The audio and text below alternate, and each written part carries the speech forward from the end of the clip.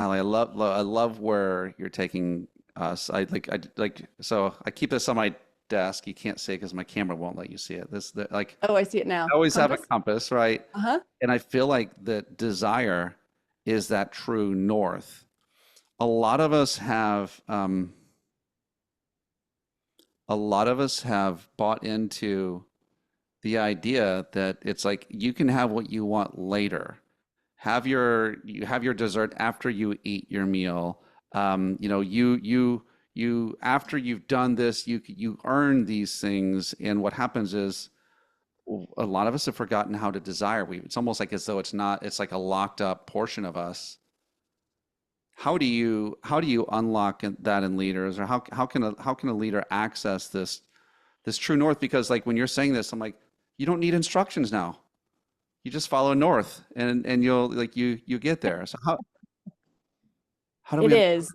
So there's a couple different ways to do this, right? You can certainly do it on your own with some of the practices that we're talking about. Create a mindfulness practice, connect with yourself.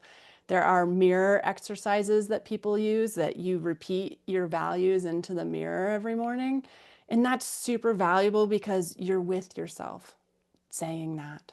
You're not thinking about yourself. You're not thinking about what's going to happen. You're just with yourself and that this is what really matters to me. Hmm. I would also offer, because this is what I do, is help people find these things. Because you're not often neutral to we talked about at the beginning, like your garden gets planted and you're not always conscious of what's in there. So when you're talking about the person who, what was the example you just gave? You said, oh, you have to have the dessert later, right? That's one of the beliefs that got planted. Somebody taught you that. And what I do in my work is name those things. So, and as soon as you become aware of them, then they're not unconscious anymore. And you can start to make different decisions and start to create your life from an aligned place, from a place of value. Love that awareness. It's almost like when I was a kid, I was afraid of the dark, and you turn on the lights, and at least when you see what is, you can see what you were afraid of, if it was real or not. Mhm. But it's almost like once you spot this, it's like turning the lights on the boogeyman, and at the very least, it loses its immediate access to your power. Yeah, Yeah. right. So then from there, you have to work through your habits. So we've become very habitual. Like for me in my life, I was a habitual worrier, right? I couldn't get out of the habit of worrying until I saw it. And then you have to change the habit.